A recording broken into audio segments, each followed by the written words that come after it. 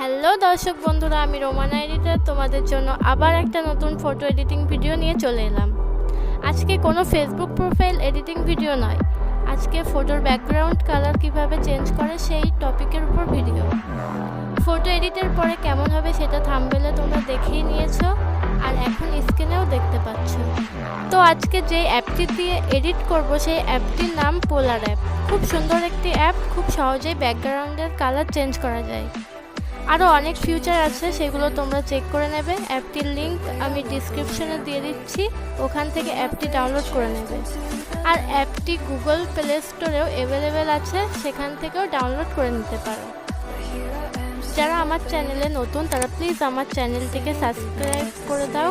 ভিডিওটি ভালো লাগলে অবশ্যই একটা লাইক করে দিও।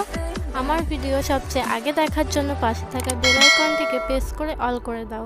তাহলে চলো ভিডিওটি দেখে নেওয়া যাক।